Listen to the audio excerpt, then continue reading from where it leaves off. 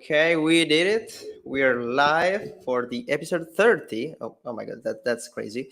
Episode 30 of the Security Bread podcast. And if this is the first time watching this is just a little project of mine where I invite cool people, Ryan today, to just talk about some recent security news.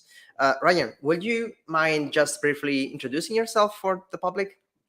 Yes, sure thing. Thank you for having me on. Hello, everyone. So my name is Ryan Chapman. I've been working in the digital forensics and incident response, or DFIR realm, for about 13 years now. Started off in a security operations center, moved into a computer incident response team, and just was absolutely enamored with the environment, with the overall, all the roles that I had really during that time. And I moved to consulting about 5 years ago. 5 years now. So I worked incident response consulting. So we were like the first responders to come in when something went wonky or whatnot.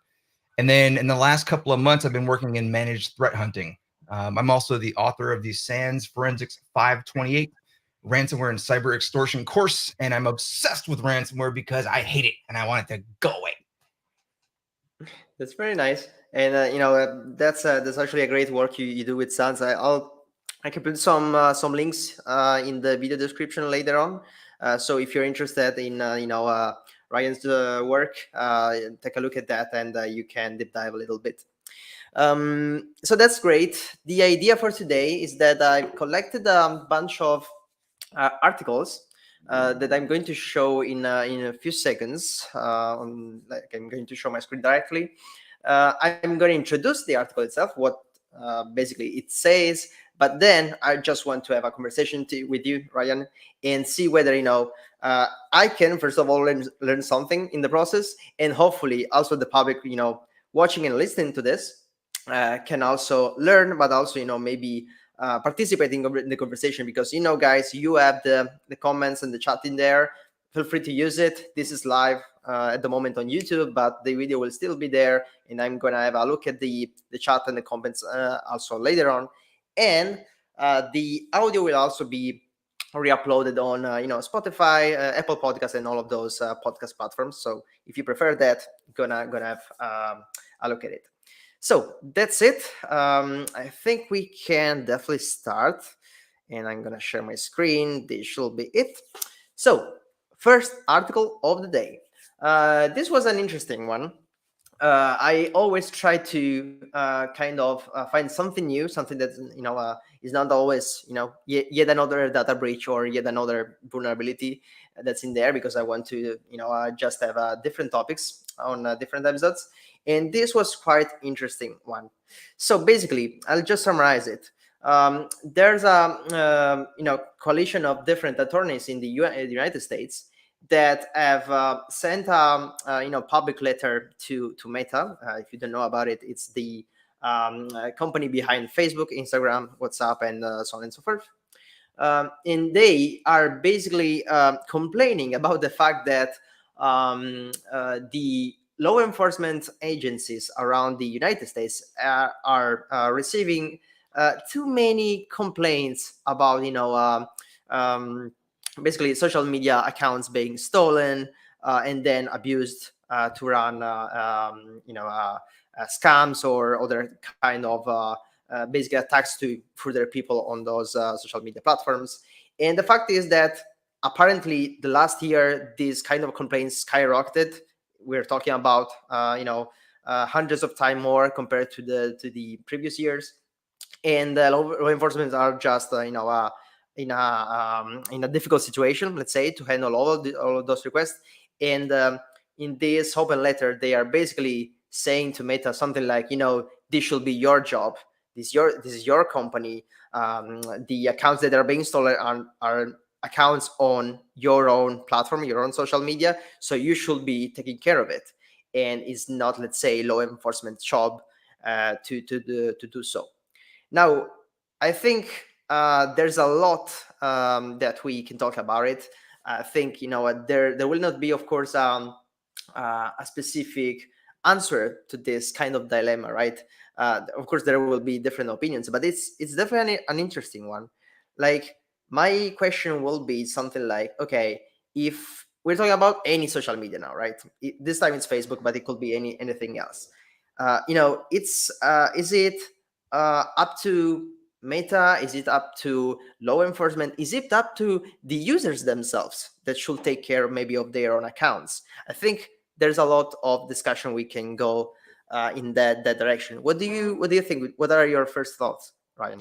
I think when it comes down to it, the true onus of security on the platform resides with the vendor in general cases. So I think that Meta truly has an obligation to its users to help keep them safe.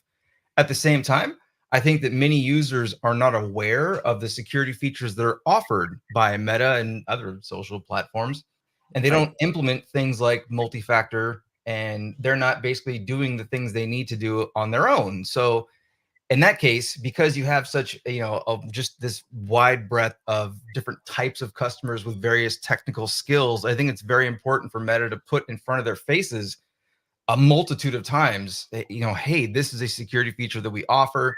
Here's why this is important. If you have an account takeover, here are the steps to take and things of that nature. Because, you look at it in a general IT sense, and your user base is going to be, on every part of the spectrum of technical capability. But if a company gets hacked, an organization, a business, right? Say they're an extermination company and they get quote unquote hacked, breached, whatever you want to call it, then they're going to be the ones that are blamed for it. Their users are not going to be blamed for it. And many, many, many times, the users are in some way, shape, or form, I hesitate to say responsible, but essentially responsible for the whoopsie. And so I think that that's one thing. I know many people who don't leverage a lot of the things that Meta has to offer. And so I think that we can't just expect them to know that these things exist. They truly need to be put out in front of them. That's very true, and that's also a very interesting, point of view, right? Because I kind of agree with you with the, it's Meta's platform, so ultimately it's their responsibility to take care of the platform itself, all of the user base, because you are just converting, your legitimate user base with the scammers and threat actors that are basically doing side businesses on your own platform. So that's definitely in your interest to try to prevent it. We know that there's no such thing as 100% security, but still you should put some efforts on it. But it is also very true that you know uh, uh, an average user has a multitude of different accounts on hundreds maybe of different platforms nowadays, right? All the social medias or the banking accounts and basically everything that is part of our lives today. And I personally, this is my own opinion, right? Everyone should be a very bare minimum knowledge and awareness of how to take care of those digital assets. I know this is very difficult. I know there are different people out there of different ages and different situations, so it's not definitely easy, right? But I think that from now on, we should really, as a society, right, also push on general awareness of anyone, not only inside organizations. We do this already with the employees inside an organization. Don't click on that link because it could be bad and so on and so forth. But as a something maybe in schools or whatever, right? Mhm. Even before you start working at a company, you should be aware. Okay, you maybe have a social media account. Maybe you have I don't know, you are using your smartphone with a lot of applications, and a lot of bad things could happen, right? That can involve you, your friends, your family, and so on and so forth. So maybe there's a little in there that we can also push a little bit. What do you think? I definitely think so. And the problem really comes down to, in my previous, example, when you run a corporation, the computers, the endpoints, the network appliances, the network itself, that are all on your network, those are all under your full purview. So you can have, even for mobile devices, you can have mobile device management, MDM installed. You can install an EDR, endpoint detection and response. You can install the next generation antivirus or endpoint protection. You get the idea. Is that you have this level of control, and then meanwhile, when the onus is on the user, there's so many people who are just not necessarily educated on how to keep their stuff secure. I think a number one thing that I believe, I don't know about number one, but one of the top three I would say is probably contributing to this, does have to deal with Meta laying off, what was it, 20, 21,000 was announced, Something people like in that. the end of, Q4 2023. But they have so much stuff that they have to be responsible for. It's not just user security and account takeover. I mean, they have to moderate content in a number of different fashions, with child exploitation and, violence and, threats and all these different things. They need a strong workforce in order to respond to all these things. And it sounds like from the article, what's happening is account takeovers are taking less priority than many of those other things. And it becomes kind of, I guess it has to be like a utilitarian decision. What do you work the most to secure? And, how can you do so, especially when you have to limit staff because of whatever budgetary concerns? Yeah, and it's also interesting. I just remember that at the very end of the article, I just highlighted it, that someone is saying, this kind of skyrocketing of complaints is also happening at the same time when there are some huge layoffs at Meta, and of course not only Meta, right?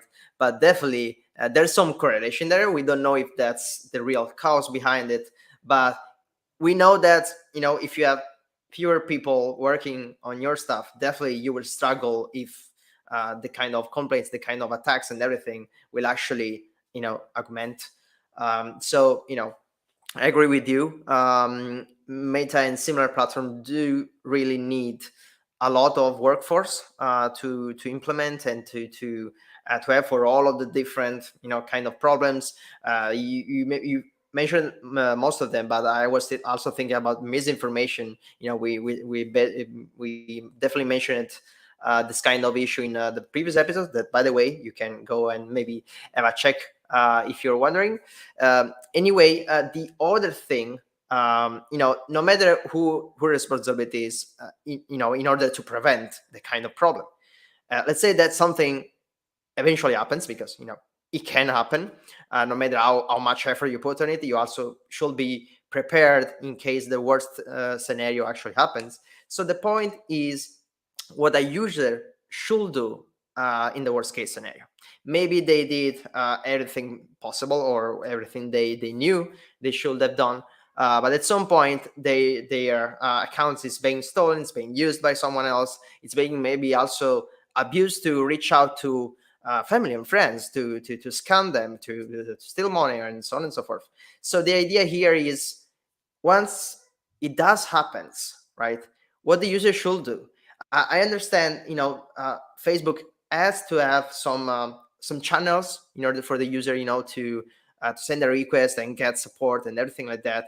At the same time, I don't feel like it's wrong to reach out to law enforcement as well, right?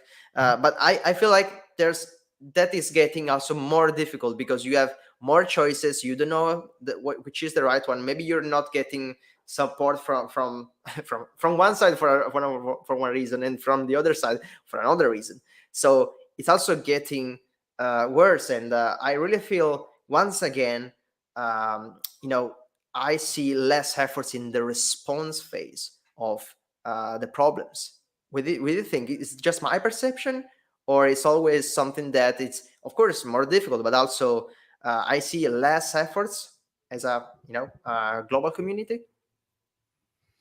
I agree with that. I see and I've heard of that, and I think one of the other things to think about is, in the article, there's a couple business owners who are talking about, look, this is my livelihood, my time, like right on the screen towards the top right now. I invested my life, time, and money and soul into this account.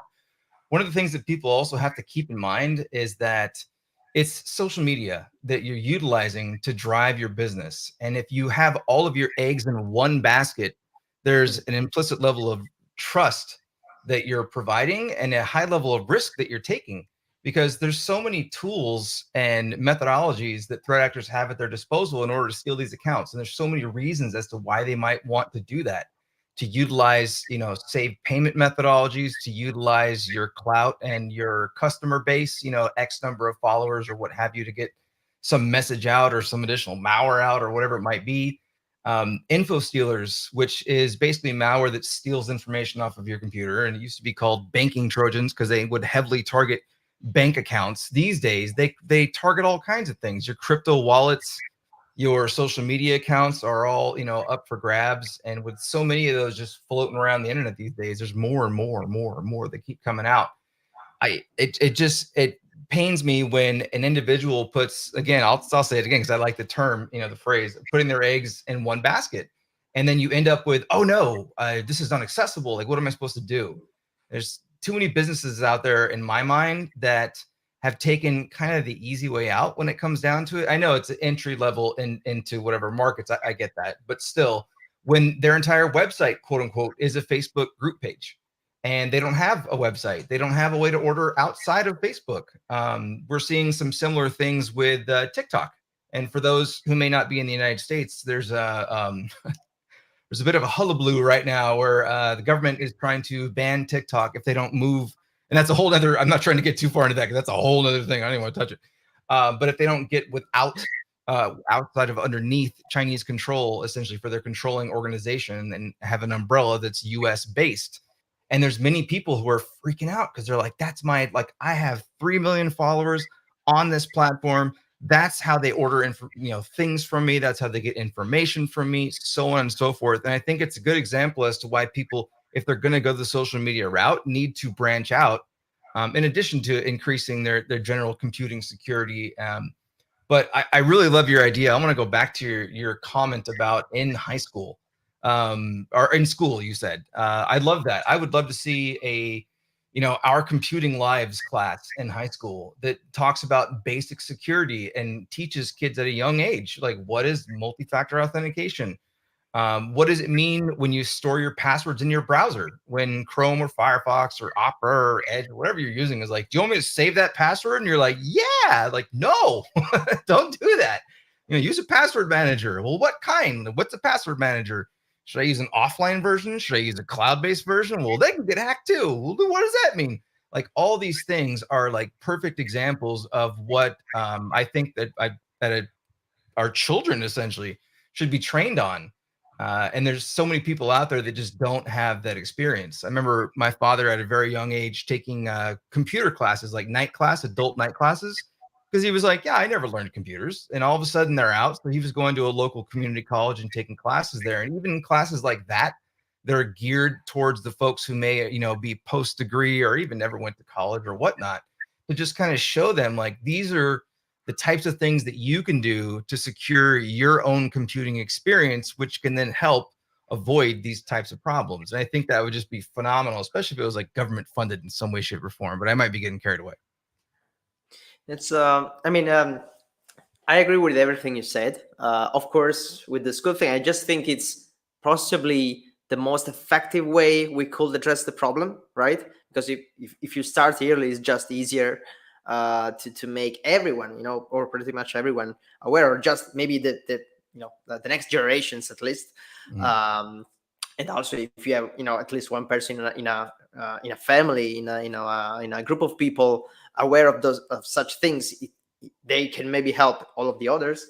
The other thing that I thought it was very interesting, it's the fact that we're talking about not only individual people but also businesses and organizations using these social media platforms to sell or to advertise or just as a support kind of page or whatever, right?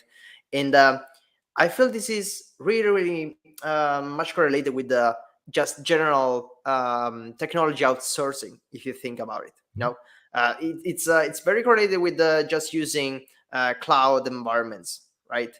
Where you just start outsourcing, you just put everything, all of your infrastructure on a cloud environment, just because maybe everyone is doing that nowadays. But maybe you are not really aware of the fact that you're still in charge of taking care of the data that is inside the infrastructure, right? And that's potentially, I'm not saying it's worse or better. It really depends. But if anything happens to that platform, eventually that's your single point of failure in some sense. If that's the only way you're delivering your services or selling your products, of course the day that it shuts down or just for some reason it's blocked, for any kind of problem, you don't have anything else and your business is completely stuck. So it's the same exact thing, at least in my eyes, when you think about, okay, the only way I communicate with my customers is through my Facebook page, is through my Instagram or whatever, and Facebook is out at some point, and then your customer do not know who to talk to, right? That's something actually very crazy, and it actually makes it a lot more important. I don't know more, but definitely important on other scenarios that I was not thinking about. So that's very interesting. Um, so do you have anything else in your mind about this topic right here? I'm really thinking very quickly, but think we covered pretty much all. So if you're okay with it, we can probably jump to the next one. Just as a quick reminder, if you're watching this, if you're listening to this, and you're enjoying this just a little bit, and you would like me to do more, invite more people like Ryan on other episodes, please consider subscribing to the channel so that I just get a feedback. I know this is a good idea, and I should continue to do it. That's it. Thank you, and let's move on. So this news right here, I think it can be pretty much correlated because we mentioned MFA multiple times, right? Nowadays, and also in the previous episodes, but also in the previous news we just talked about the fact that when it comes to prevention, it's one of the first thing you always say, if you're part of the security industry, right? MFA is very important. It's like a very useful measure if you implement it correctly. But that's the thing. You can actually implement it in multiple ways. One of which is very often using SMS as the additional factor of authentication. Now, we have said this multiple times that SMS is not as secure as the other means that you could use. But for many reasons, many platforms are still providing also this as one of the options, right? So it's most of the time, I think it's the user deciding. Should not be the default option most of the time. Maybe sometime it is. And here's, in this news, we can see why it could be less secure. So I would say that the biggest reason why it's not as secure, it's for SIM swapping. So SIM swapping, if you don't know about it, it's a technique that threat actors can use to basically reassign your phone number to a new SIM that they own, so that they will start receiving the all of the new calls and messages from that time on. So if they already have your credentials, that they may be have already stolen in a different way, they can put the credential in the login platform of any platform, hit the login button, and then they SIM swap so they can receive the multi-factor authentication message, and they are in. So they did everything. Also, MFA was not enough in that specific scenario. So SIM swapping, it was easier to do, I would say, a few years ago, but recently all of the countries have deployed new regulations in order to make it a little more difficult. It requires authentication, and so on and so forth. But it doesn't. It's not still as secure when you have an insider. So someone inside the telecommunication companies that can actually do it just because money most of the time. This is one of those cases. In New Jersey, IT manager from a telco company or a telco store. It's not really clear from the news, but you get the idea. Basically, they were plain guilty that they were paid multiple times, specifically $1,000 per SIM swapping, just to provide those requests, those processes, without any authentication to threat actors. And I would say that's a thing, right? We, as an industry, we need to consider the fact that there could be an insider. No matter how many regulations, no matter how many processes we put in place, this is still a thing, because there will always be someone who accepts money to do it no matter what. And all of the thing around insider threats, I think it's a very huge topic that potentially we can talk about. But let me hear what are your first thoughts. So basically, the insider circumvents and thwarts a number of the things I've recommended for a number of years to folks to avoid SIM swapping. One of the things that you can do in the general sense is contact your mobile provider and put a password on your account. Many times they'll have a general password for the account where you can receive support if you know the password. And then they'll also have like a service transfer code or a PIN that you can put on the account. Those are great things to do, but of course, if there's an insider, that doesn't really matter. And it's not just the fact that we've seen this particular story talking about an insider. There are tons of these folks. There's the global SIM swapping community, if you will, is quite large. And there's a lot of people who work at, for example, like retail stores, and will carry out these attacks. I'm calling it an attack, but to them, it's just using their permissions in order to move an account, right? I was on a phone call with the client one time, and the phone call dropped, and the client called me back in about 15 minutes via FaceTime. And I was like, why are they calling via FaceTime? And he's like, well, all right, so I just got SIM swapped while we were on the call. So his phone actually deactivated while we we're on the call, and it started going to some other phone. I then got messages from someone on the other end, because I was messaging that person back, my client. And I got messages back from basically from the SIM swapper. And there was another message from the SIM swapper saying, essentially, I carried out the task. Now don't forget payment. And I'm like, I'm not that. Wait a minute. It's like, wait, what's going on here? So not only do you have an insider threat, but the mechanisms that are utilized, many times it'll be like a manager at a mobile phone retail store, something along those lines. They have a management pad, as it's kind of just called in the community. And sometimes those are straight up stolen, like literally just physically grab and run out of the store with it. And at which point you don't even need an insider, because now you have the management pad. And until it's disabled, you've got at least a couple minutes, right, to start swapping some accounts. And that also happens.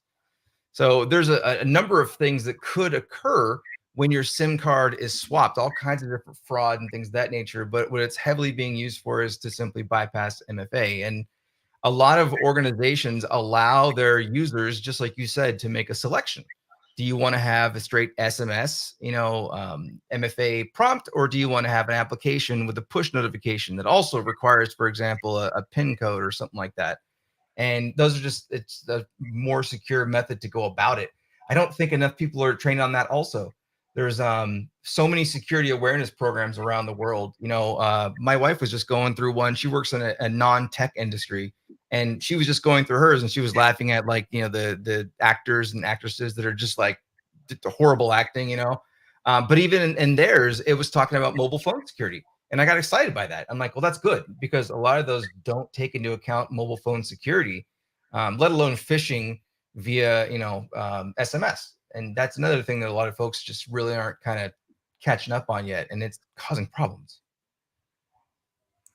I always think we sure have, security awareness courses and lessons being provided in, I think, most of the companies out there, at least, the biggest ones, because there are regulations that, basically ask you to do so. So you have to do it. And of course, most of the time, employees really look at those as very boring stuff. And I understand that. I'm one of the first people, because my excuse is, oh, I know already all of this, I'm in security, why are you showing me this? The reality is, that's very, very useful information. And what, in my opinion, most of the people out there do not realize is that even though the company is providing you those courses because of the sake of the company and the business, that, by the way, it's in your interest too if they are paying you, uh, the same approaches, the same, ideas and information, you could reuse them for everything in your, other business, if you have any, but just your personal life, right? Because once again, if you are being swing swapped, maybe that's your own phone number, and maybe all of the, your contacts can also be affected by the kind of threat once they did it. So if you just learn that there's a possibility that this thing can happen, right? In, your company is basically paying you to watch those lessons, you should, take the chance to take some time. I know sometimes they are boring, sometimes they are not very engaging and everything, but there's some user information for you specifically that you could use for yourself. So whenever I hear something like this, some friends that are not intact and everything, I really try to be the boring guy, and say something, that could be helpful. So maybe you can spend those 10 minutes really listening to that, and understanding what they are saying. um, because once again, I feel this is, we usually, when it comes to security, we usually talk about businesses and organization, but once again, this is something that can affect both organization and individuals, since maybe you have a business phone that you can use to also log into your organization accounts. So system swap is a thing also in those cases. But here comes to the thing. Why is this SMS still there? Should it be still enabled? Should it still, should vendor still provide that specific option or not? Once again, I know there's no right answer, but I would like to have some kind of conversation. Do you have any opinion on that? Should we just, remove that completely? I would love for that to happen, but I think it's for like backwards compatibility and for folks who simply just don't want to install an application or don't have trust for an application and just want to use text messages. And many times, I think part of the problem is organizations that use a bring your own device or a BYOD mechanism where they allow people to have a work phone that is their personal phone, like maybe not their actual day to day phone, but I mean a phone that they purchased themselves, that they own, that's not under the restrictions, the firewall via VPN, whatever. That's not managed by an MDM by the organization. And for that matter, there's probably a number of folks out there who use devices where they can't install the application. I think of this where I live in the US, and I think of my daughter having a newer iPhone than me. I'm like, everyone has phones. No, not everyone has fancy, nice, you know, uh, what do we call these again? What's the term? Smartphone. That's the name. So I think that it should be something where you can set up exceptions to allow people to essentially use that methodology. But I think that for the workplace environment, that utilizing a mobile device management platform and MDM is such a strong step in the right direction. But it's easy for me to say that. I'm not flipping the bill for it, right? So it's easy for me to say, yeah, why aren't you using one? Well, who's going to flip the bill for it? Who's going to set it up? Who's going to install it? Who's going to maintain it? Those are all things, especially for smaller organizations, that they just don't have answers to right now. So I'd be very interested in learning if anyone out there watching this knows about any like managed mobile device management organizations, like a group that would be like a, not an MSSP, but like an MDSP, I guess, so who would essentially provide those to, like a dentist office with up 12 employees or something like that. They're not going to set that up. It's not going to happen, right? Maybe if they're part of a larger, joint venture or whatever, then they'd have something from the upstream coming down or whatever. But I'd be very interested in that. And I don't know of one myself. And this threat, this problem, I think this particular one, now SIM swapping in general, there's, like I mentioned, there's a couple things you can do, setting your pins on the accounts and so on and so forth, and even requesting that your account not be able to be transferred without X, Y, or Z. But when there's an insider, like that all goes out the window, right? So I think one of the things that we need to look at now is the mobile providers and how they're setting up permissions and the authentication and the authorization systems that are utilized to move these accounts. If I am a store manager at a blah, I'll just say blah, blah, blah. I won't say any of the large retailers. We all know who they are in the US. Wherever your country is, you're like, yeah, it's like the big 3 or 4. Like, we all know them. They have to implement more strict processes that are not just policy driven, but are technical driven. So something that is actually enforced at the technical level. If I'm a store manager and I can just move any darn accounts wherever I want to, that seems highly problematic to me. And it's a single point of failure, or I should say a single point of bribery, basically, right? And that's what we're seeing happen here.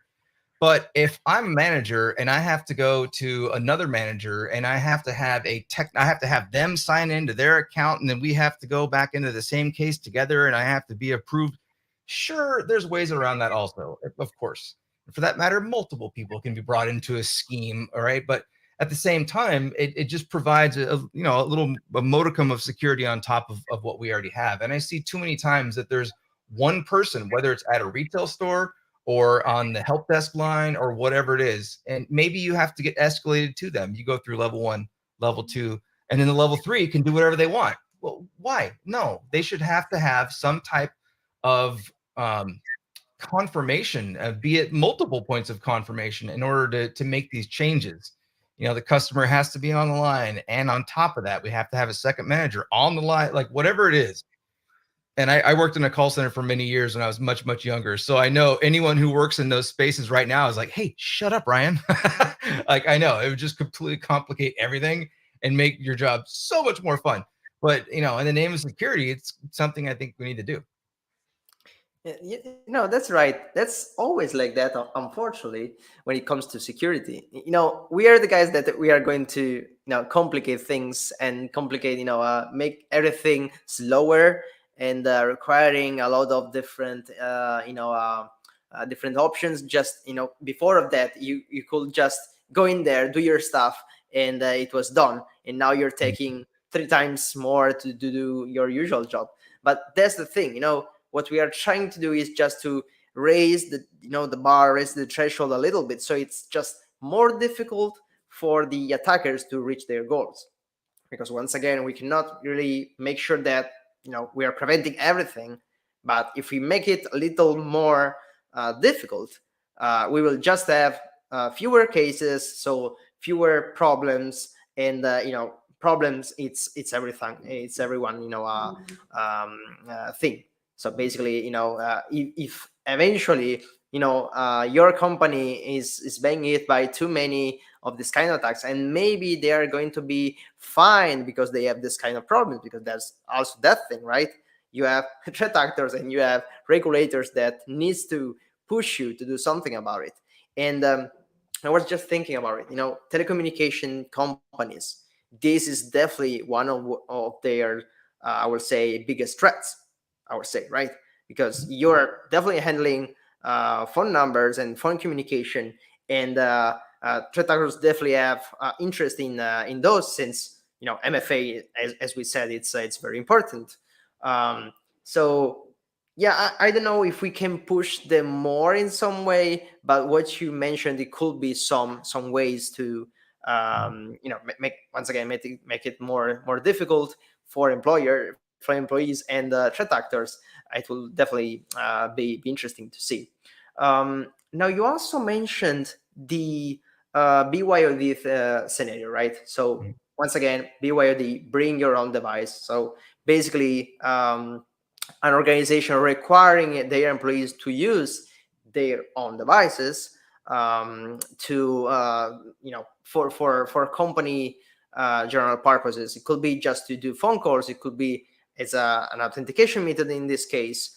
And I wonder, how big is that thing nowadays? Because I was hearing BYOD a lot a few years ago, and a lot of new products, new technologies to manage those, because not only security, just to be aware of those, it's a mess, especially if you have to take care about configuration and the updates and whatever. But do you think this is still a very big thing, that many companies are doing that? Is just the smallest ones, or also some big ones? What do you think?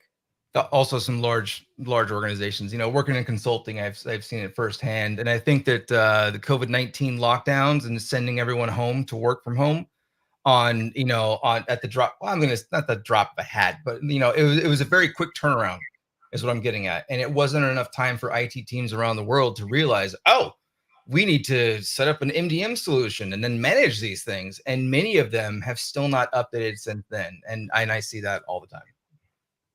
Yeah, also because you have all of different kind of devices, not Mhm. only laptops and smartphones, but you have so many different vendors and different models out there. It's not like when an organization decide to buy devices for their employees, they are all kind of the same Yeah. model, so you can kind of manage all of them in the same way.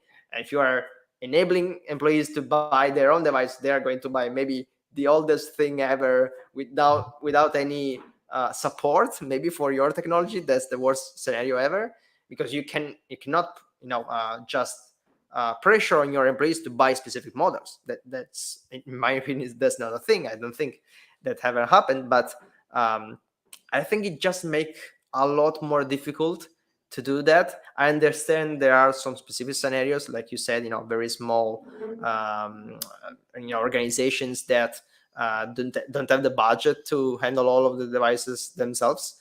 But it's a very tricky problem, I would say, from an IT perspective in general, not only security.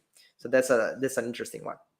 So Agreed. I think since working is a very interesting thing. Of course, as always, I will put all of the articles in the description of the video, so you can do your own reading, your own research, make your own opinions, because it's not always um, everything we say. It's about what you know and what you can learn. So do that. I really encourage you to do so.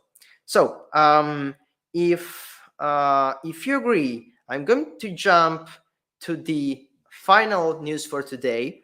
And I think, as usual, I'll just take what I personally think it's the most interesting one that I've collected. Maybe you don't agree. You're watching this, I don't care. It's still interesting to me, and it actually makes the name of the episode that for today is exit scam is the new black. The reason why I'm saying that is because this is very close to a news that we spoke about in the very last episode before this.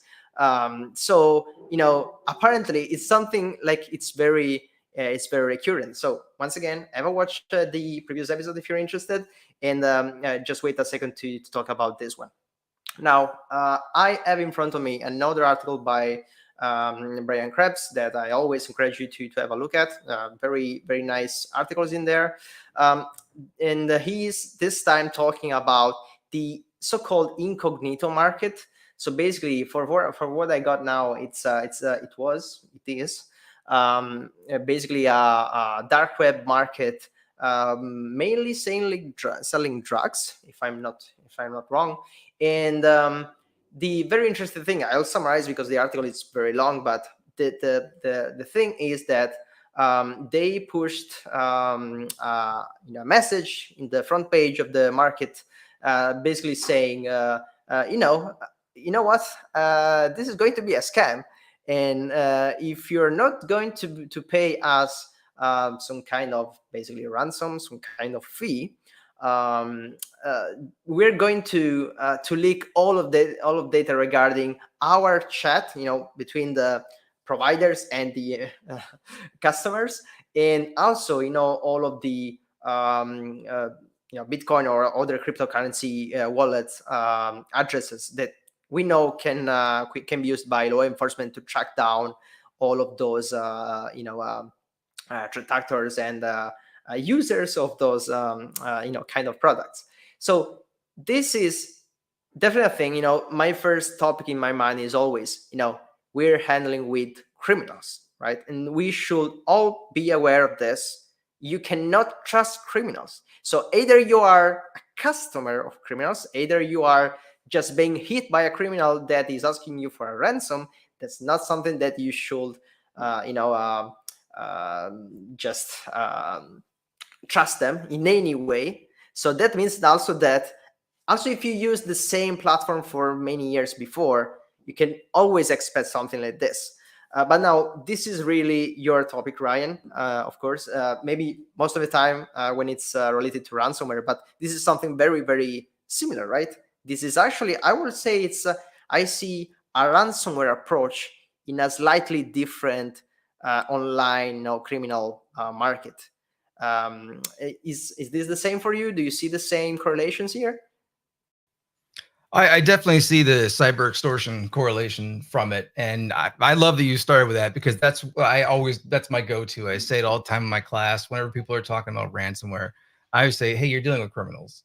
And when it comes down to paying a ransom, right? What are the possible pros of doing that versus the cons of doing that? And we saw with the Lockbit takedown, for anyone not familiar, Lockbit, officially Lockbit 3.0 is their name, was recently taken down. They're already back up, by the way, but they were taken down by law enforcement in February of this year, so last month, not for long ago. Was it 3-4 weeks ago, something like that? And when they were taken down, the feds, Interpol, all the folks that were involved in SC, they looked into the infrastructure that Lockbit was maintaining, and they found a bunch of customer data for customers who had paid ransoms. So a big part of the deal was supposed to be, hey, if I pay you the ransom, you will purge my data. And in the article that you brought up, the screenshot that is, it's over here somewhere. It's like the next couple screenshots down, more in the middle of the page, a couple more down. There's a button that says purge records. One more down.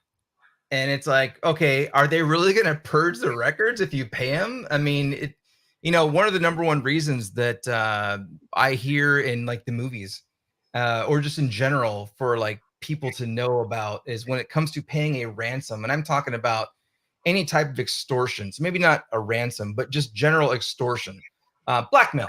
Blackmail is just the general term. Someone is blackmailing you because they have information on you and you have to pay the money for them to shush. Right. Well, oftentimes they come back to the trough. They come back to ask you for money and more money and more money. In this case, these the marketplace staff, well, I guess I'll just call them staff right now, they're charging based on the level of the seller, which is primarily drug dealers, Level right? of subscription, basically, right? Yeah, exactly, right? So if you only sell a little bit on there, it's what, $100. And if you sell a lot of it on there, it's $20,000. You're dealing with criminals in the first place. Who's to say that making that payment is going to do anything for you, like whatsoever, or that they won't just come back, 2-3 months later? And I think that folks a lot of times will get caught up on what the dark net really is. And the dark net is not that dark. There's a lot of threat intelligence run on the quote unquote dark web or dark net or whatever you want to call it. And a lot of people's identities and the things that they do on there, including the payments that they make or sales that they make, are not as secure as you think they are. And when you trust either like a forum or a site like this, you're trusting these criminals are not going to use all the things they have at hand to basically turn it around on you. And that's exactly what's happening here. And I think that I believe a lot of these people are going to pay. That's what I think. I think a lot of them are going to actually pay that fee. Is it going to really help them out? I have no idea. Time will tell.